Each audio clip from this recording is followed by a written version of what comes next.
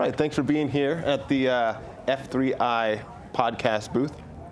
My name's Hanif Houston, as you know, and I'll be interviewing, I have Gabe Youtsey of University of California Agricultural and Natural Resources here to talk about the California Ag Tech Alliance. So can you please just do a brief introduction of who you are and what your role is at ANR?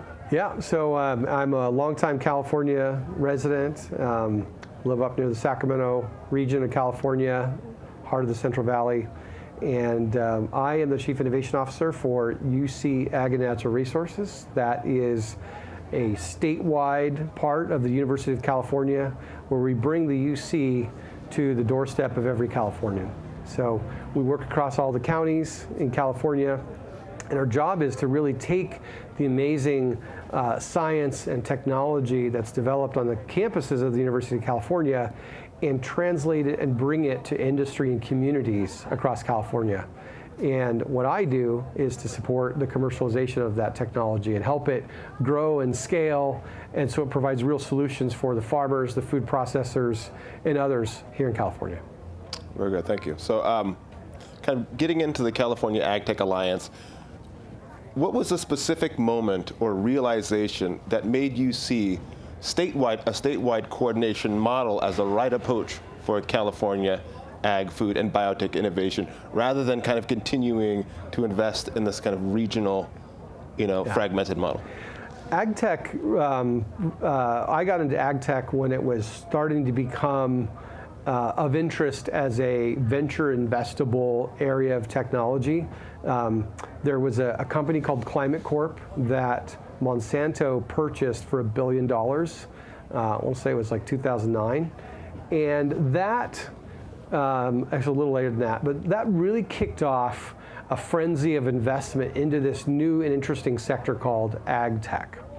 And that, the part of the promise of ag tech has been and continues to be that it's not just something for the coastal tech hubs of California, like Los Angeles or Silicon Valley or San Diego or Boston on the East Coast, but it's really something for the agricultural regions of Sacramento, of Fresno, of Salinas, of Riverside, of Chico, and others, that they can participate in this new tech boom. And at the same time, we realized that, and I think venture investors realized at the time as this boom was happening, that to advance these solutions in agriculture was going to be a lot harder and take a lot more work. Not because farmers are not interested in adopting technology, they are, but the business models have to work, the cost structures have to work, the technology, which is deeply complex and oftentimes deeply scientific, have to be developed in a way that can be validated. So it's going to take a lot of capital to do that. And so in order to get the capital, to find the entrepreneurs, to build the solutions, California needed to band together, not as Fresno or Salinas or these individual cities of California, but really as a network of California innovators that spans our food producing regions and innovation capabilities to present and attract capital and investment and build really a statewide ecosystem that takes place in these specific regions, but it's a connected fabric across our state that can present as California to the world and to our nation. Yeah, that's a perfect and eloquent summary of what essentially the California Ag Tech Alliance is. Now, when you talk to someone outside the ag world or someone unfamiliar with advanced agriculture technology and outside the world of the alliance, what's one thing you want them to understand about why the alliance matters for California? Because California agriculture matters to our nation. California produces, let's say, 50% or more of the things that we should be and we want to be eating more of: fruits, vegetables, nuts, healthy dairy, beef, and a variety of over 400 things. California is critical to the U.S. food supply. And without investment, in technology and innovation, we are not going to be able to sustain that. It's not going to be profitable. There's going to be over-regulation, and it just won't be sustainable with other countries like Mexico, Central America, South America, or even the Southwest. It's important that California produce high-quality food for the nation and the world. And to me, what I do supports the future of that. Otherwise, we should all pack up and go home. But to me, U.S. food security by California farm security is the reason we do this. Very good. So kind of moving on to the design and structure of the alliance.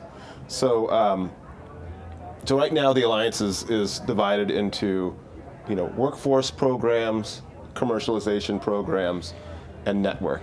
And I'm kind of curious, how did you arrive on that as the most appropriate model for a structure of an alliance of this type? And were there other models you were thinking of as this came together? Yeah, so I mean, at the heart of this whole thing, there needs to be a working network that can stitch together this fabric of actors from the private and public sector. So I've always had the vision that since there were regions and areas of expertise, the different cropping systems and the universities and industry strongholds across California, that we needed to develop a network that we could work together and, again, present more as California to leverage each other's complementary strengths and capabilities, and present more as the state, as California versus individual actors. So the network was always the bedrock.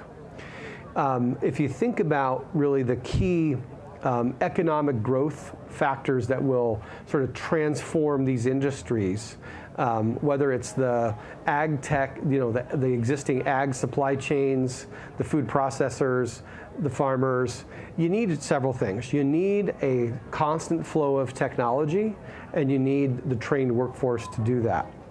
So our universities are great as foundational developers of research and early technologies, and have done so much to expand and make California agriculture what it is today.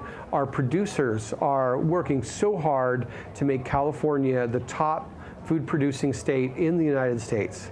In the middle, as we think about innovation, it's really those startup companies and early innovations and the young people that need to develop new and important skill sets in artificial intelligence and engineering, mix that with plant sciences and food sciences and business to come together in new ways to advance the technology. So it's really strategic to focus on technology, commercialization and scale, to solutions, as well as workforce development, because the workers and the innovations put those together and we create new solutions. Yeah, great answer. So what does California's agricultural innovation ecosystem look like today without something like the Alliance? And what is specifically being lost to the fragmentation that we kind of have today? Yeah. Well, I would say that ag tech has gone through cycles of the normal churn of innovation. This is normal, where the rise of technologies has come and crashed. And the big, I would say, technology categories of automation and smart machinery, digital agriculture, new inputs, chemical alternatives to existing input alternatives, and then I would say circular bioeconomy, using waste streams to turn into new technologies.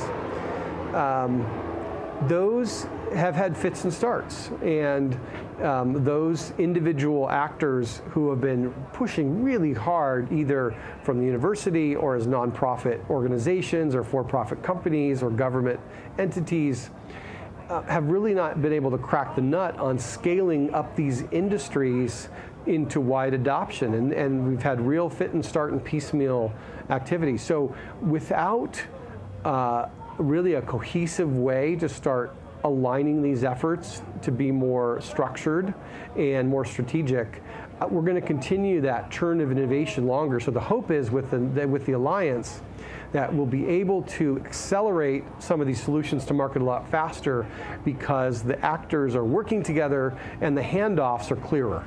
Yeah. Yeah.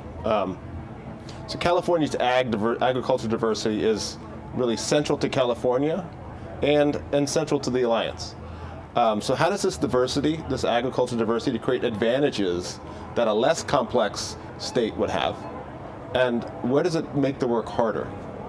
Well, it's the hard part's easy because you can develop a solution for corn or wheat or soy that can scale to millions and millions of acres. Whereas we have 400 different varieties that are important, each important and vastly different in their own right between, vines and row crops and tree nuts and many other permutations of cropping that take either completely different solutions or completely adapted solutions and are not always reusable. So that's the challenge, is we have so many crops. Some are pretty niche, still important, but typically a venture investment model works on market spend and market penetration to achieve the penetration and returns it needs for these investments. California specialty crops don't have that typically, so you have to build the businesses in different ways. On the flip side, when you can find the models that work in innovation for California agriculture, resiliency of the model is built in, so that when it works for tree nuts, it'll work for a variety of different tree nut applications. And adaptability to these other applications is always front and center. And then there's not a dependence on the traditional high risk of failure capital structures of venture capital, so that we've got to find more resilient ways through public-private sources of capital to invest and build these solutions, which may take longer, but in the end, they're going to be more resilient because they're more realistic, they're more aligned with the industry, and they're more transportable to a variety of cropping systems. Okay, very good. Now we're going to kind of move to the partnership model and partnership and buy-in. So last I checked, the California AgTech Alliance had a growing list of partners that right now I believe is over 40. And that comprises, core, delivery partners who are funded by the state of California through the A&R to deliver on the components that you just outlined, the workforce, the commercialization, and the network.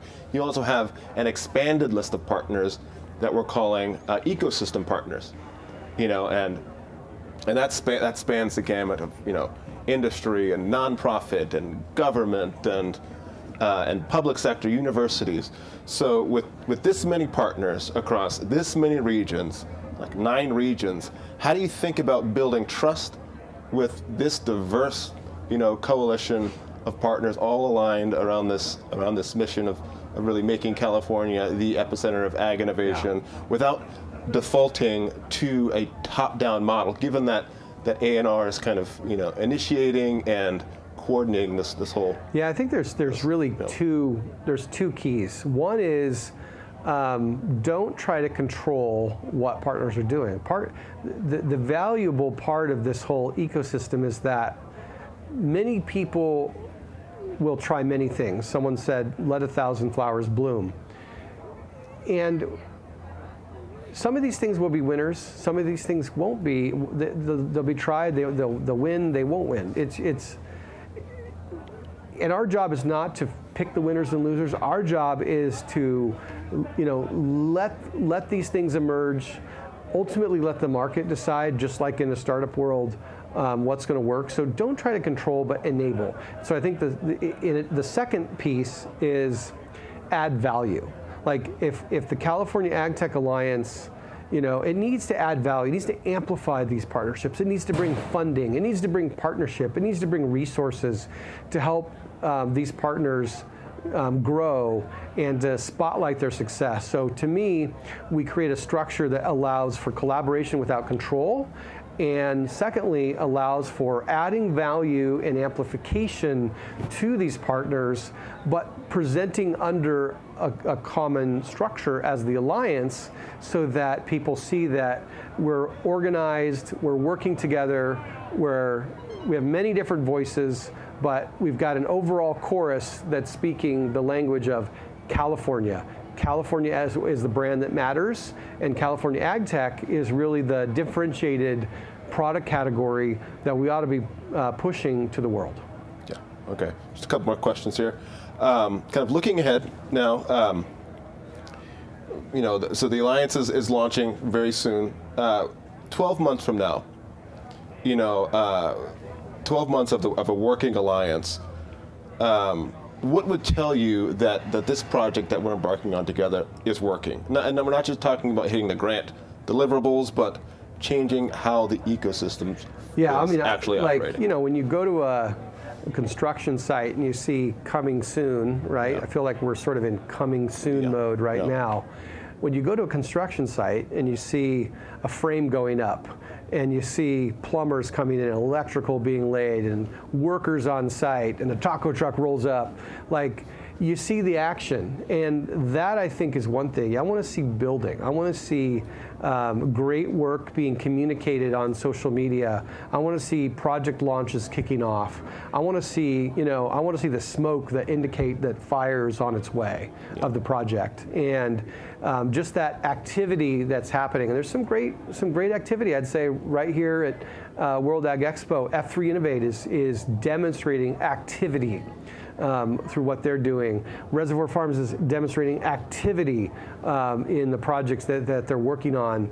And many other partners are already demonstrating early signs of that building that needs to happen and get out there into the market.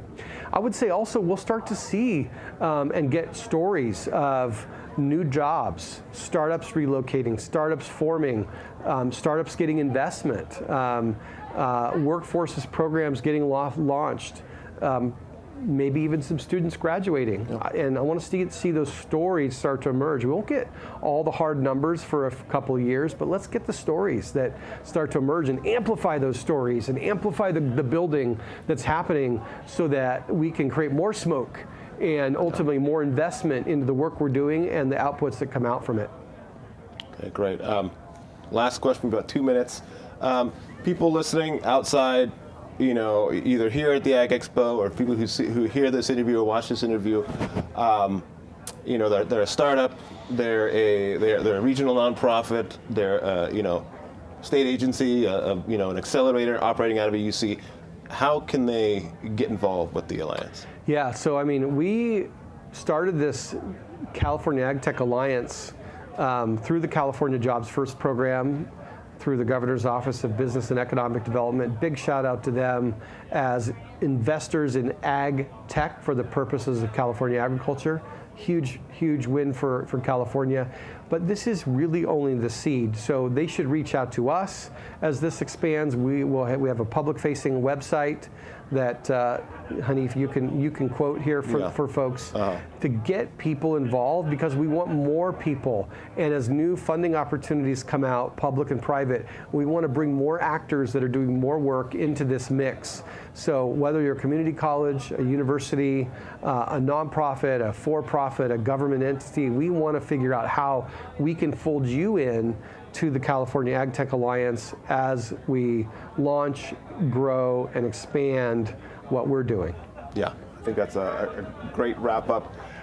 And just to kind of dovetail off what Gabe said, we have a booth here in the F3 Innovate space, which you can come visit. You can learn more about the Alliance, more about the three core pillars of workforce, commercialization, and network. You'll have opportunities, to get involved there. We also have a website, calagtechalliance.org, which again explains more about the Alliance and also gives you access to sign up for a newsletter, which we'll be launching here in the coming month as soon as this thing gets off the ground. So, thank you so much, Gabe. Thanks for having me. All right.